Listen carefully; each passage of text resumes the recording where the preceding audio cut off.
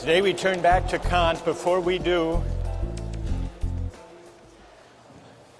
remember, this is the week by the end of which all of you will basically get Kant, figure out what he's up to. You're laughing. No, it will happen.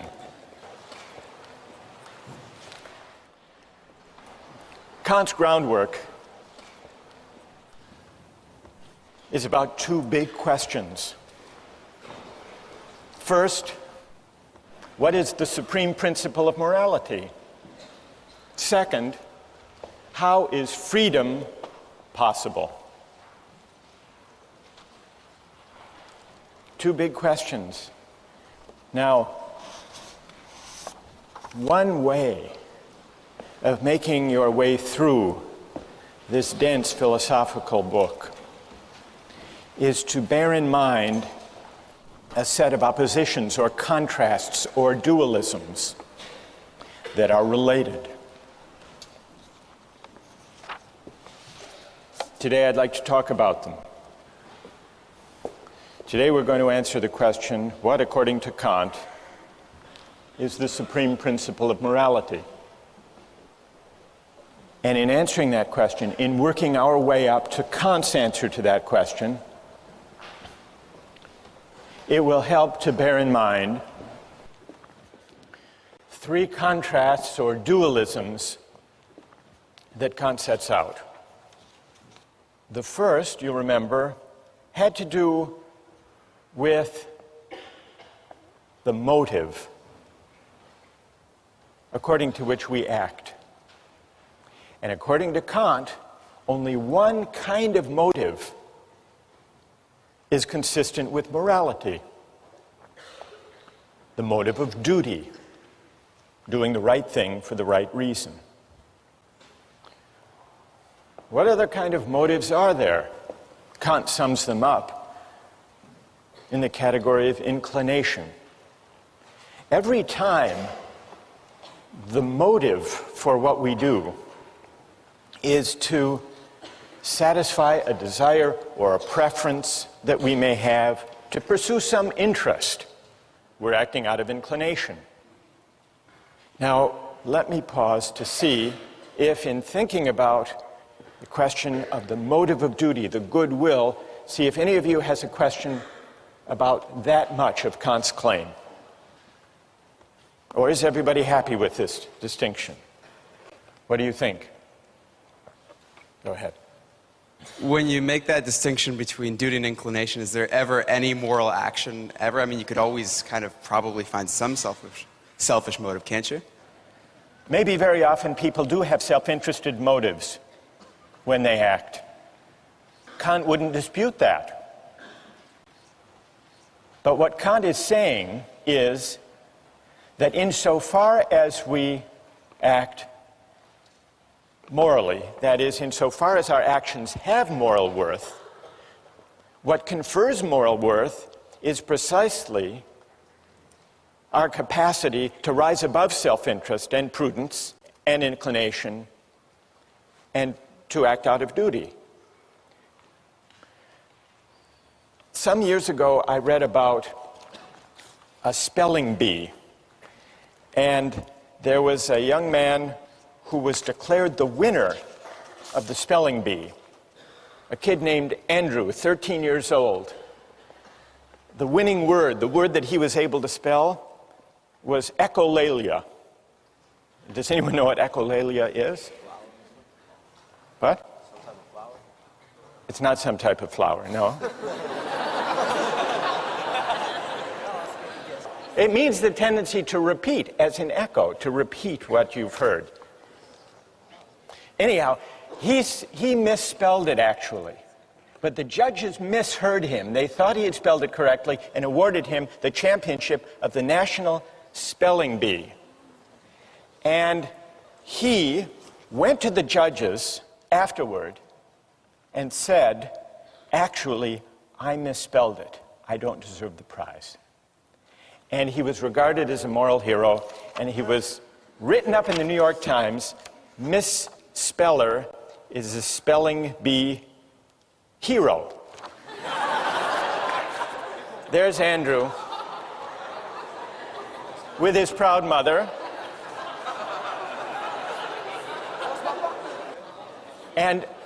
But when he was interviewed afterwards, listen to this, when he was interviewed afterwards, he said, quote, "The judges said I had a lot of integrity." But then he added that part of his motive was, quote, "I didn't want to feel like a slime." All right, what would Kant say? Go ahead.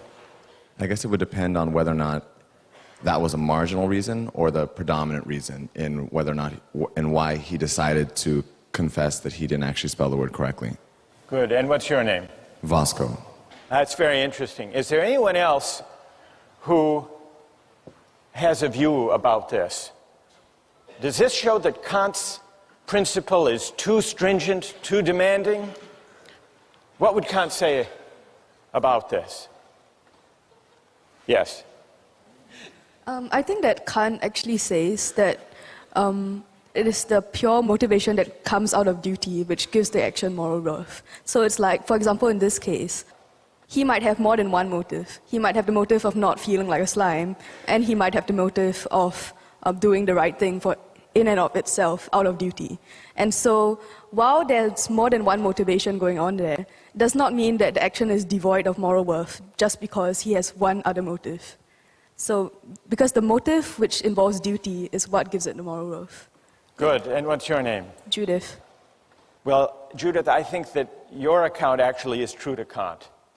It's fine to have sentiments and feelings that support doing the right thing, provided they don't provide the reason for acting. Yeah. So I think Judith actually has mounted a pretty good defense of Kant on this question of the motive of duty. Thank you. Now, let's go back to the three contrasts.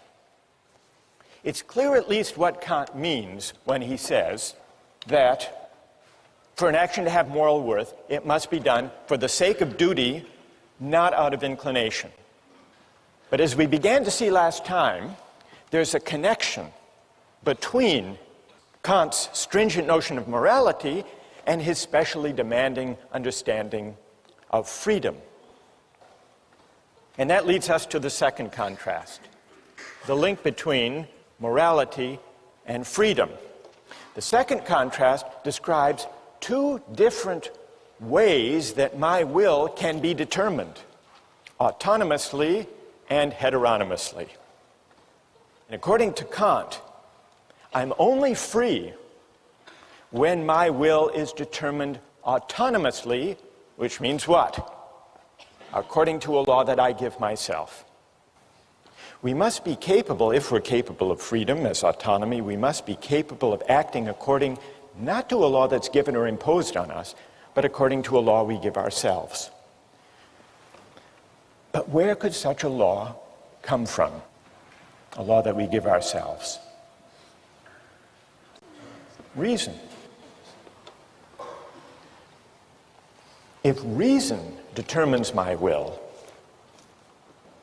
then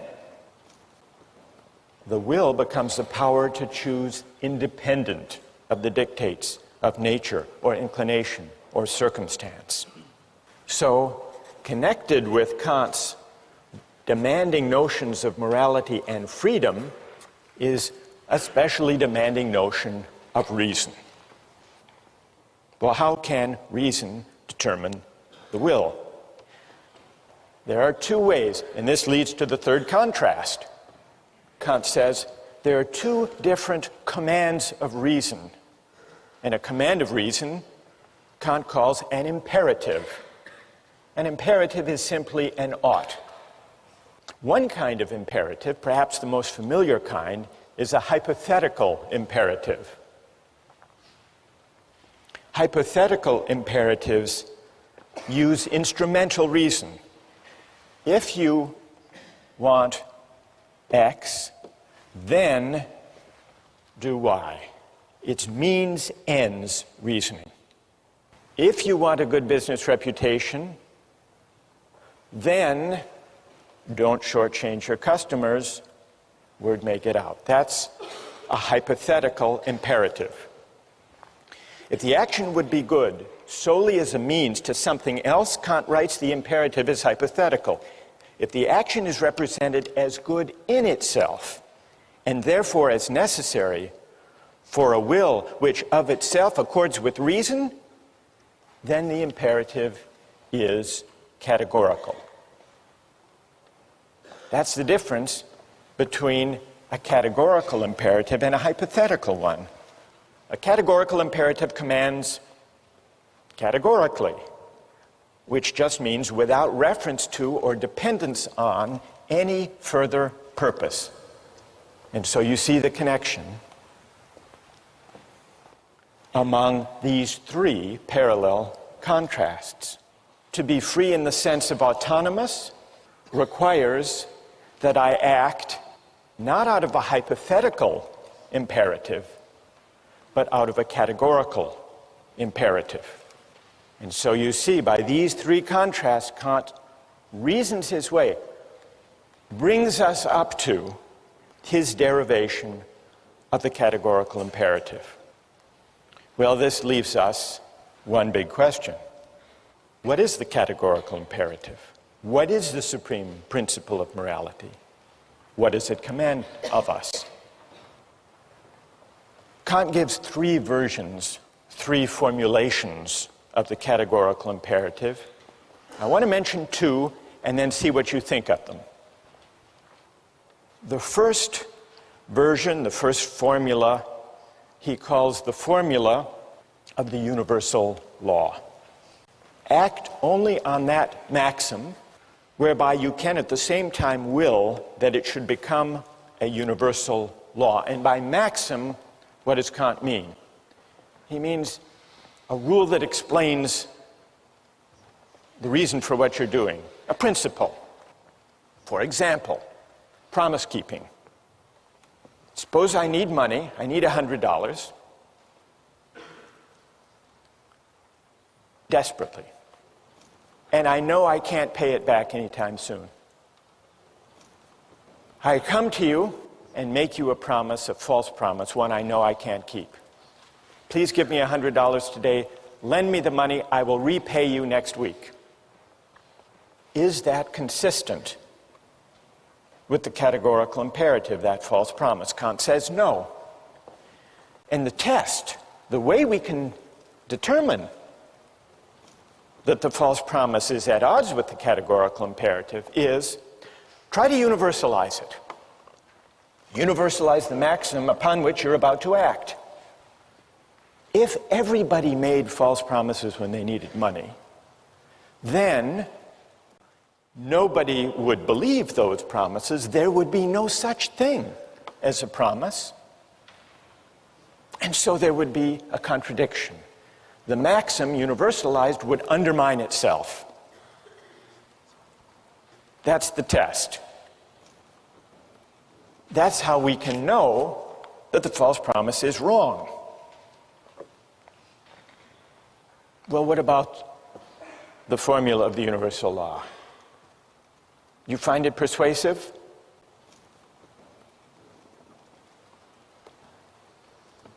What do you think? Go ahead. I have a question about the difference between categoricalism and a hypothesis that if you're going to between categorical and hypothetical yeah. imperatives. Right.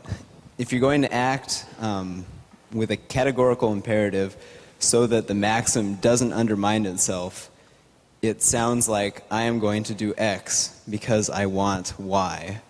I am going to not lie in dire need because I want the world to function in such a way that promises are kept. I don't want to liquidate the practice of promises. Right. It sounds like justifying a means by an ends. It seems like an instance of consequentialist reasoning, you're saying. Right. And what's your name? Tim. Tim. Well, Tim, John Stuart Mill agreed with you. He made this criticism of Kant. He said, if I universalize the maxim and find that the whole practice of promise-keeping would be destroyed if universalized, I must be appealing somehow to consequences. Right. If that's the reason not to tell a false promise. So John Stuart Mill agreed with that criticism against Kant. But John Stuart Mill was wrong. You're in good company, though. You're in good company, Tim. Kant is often read, as Tim just read him, as appealing to consequences. The world would be worse off if everybody lied, because then no one could rely on anybody else's word. Therefore, you shouldn't lie. That's not what Kant is saying exactly, although it's easy to interpret him as saying that. I think what he's saying is that this is the test. This is the test of whether the maxim corresponds with the categorical imperative. It isn't exactly the reason. It's not the reason. The reason you should universalize to test your maxim is to see whether you are privileging your particular needs and desires over everybody else's. It's a way of pointing to this feature, this demand of the categorical imperative, that the reasons for your action shouldn't depend, for their justification, on your interests, your needs, your special circumstances being more important than somebody else's. That, I think, is the moral intuition lying behind the universalization test. So let me spell out Kant's second version of the categorical imperative, perhaps in a way that's more intuitively accessible than the formula of universal law. It's the formula of humanity as an end. Kant introduces the second version of the categorical imperative with the following line of argument. We can't base the categorical imperative on any particular interests, purposes, or ends, because then it would be only relative to the person whose ends they were. But suppose there were something whose existence has in itself an absolute value, an end in itself, then in it, and in it alone, would there be the ground of a possible categorical imperative. Well, what is there that we can think of as having its end in itself? Kant's answer is this. I say that man, and in general every rational being, exists as an end in himself, not merely as a means for arbitrary use by this or that will. And here Kant distinguishes between persons on the one hand and things on the other. Rational beings are persons. They don't just have a relative value for us, but if anything they have an absolute value, an intrinsic value. That is, rational beings have dignity. They're worthy of reverence and respect. This line of reasoning leads Kant to the second formulation of the categorical imperative, which is this. Act in such a way that you always treat humanity, whether in your own person or in the person of any other, never simply as a means, but always at the same time as an end. So that's the formula of humanity as an end. The idea that human beings, as rational beings, are ends in themselves, not open to use, merely as a means. When I make a false promise to you, I'm using you as a means to my ends, to my desire for the $100. And so I'm failing to respect you. I'm failing to respect your dignity. I'm manipulating you. Now consider the example of the duty against suicide. Murder and suicide are at odds with the categorical imperative. Why? If I murder someone, I'm taking their life for some purpose, either because I'm a hired killer or I'm in the throes of some great anger or passion. Well, I have some interest, some purpose that's particular, for the sake of which I'm using them as a means. Murder violates the categorical imperative. For Kant, morally speaking, suicide is on a par with murder. It's on a par with murder because what we violate when we take a life, when we take someone's life, ours or somebody else's, we use that person, we use a rational being, we use humanity as a means. And so we fail to respect humanity as an end.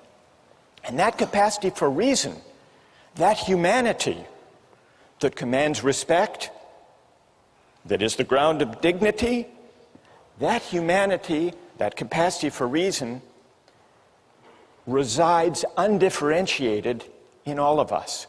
And so I violate that dignity in my own person if I commit suicide, and in murder if I take somebody else's life. From a moral point of view, they're the same.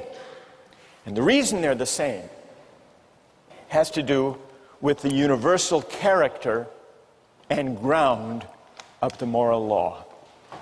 The reason that we have to respect the dignity of other people has not to do with anything in particular about them.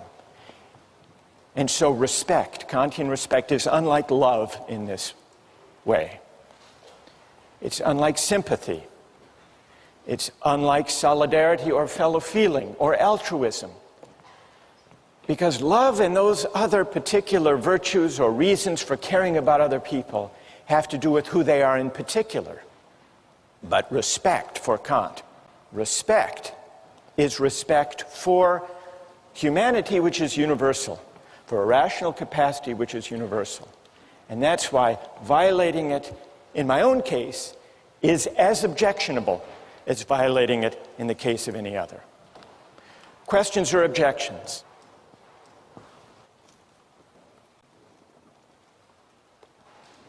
Go ahead. I guess I'm somewhat worried about Kant's statement that you cannot use a person as a means because every person is an end in and of themselves. Because it seems that every day in order to get something accomplished for that day, I must use myself as a means to some end. And I must use the people around me as a means to some end as well. For instance, suppose that I want to do well in a class, and I have to write a paper. I have to use myself as a means to write the paper. Suppose I want to buy something, food. I must go to the store and use the person working behind the counter as a means for me to purchase my food. Right. That's true. You do. What's your name? Patrick. Patrick, you're not doing anything wrong. You're not violating the categorical imperative when you use other people as means. That's not objectionable, provided when we deal with other people for the sake of advancing our projects and purposes and interests, which we all do, provided we treat them in a way that is consistent with respect for their dignity. And what it means to respect them is given by the categorical imperative. Are you persuaded? Do you think that Kant has given a compelling account, a persuasive account of the supreme principle of morality?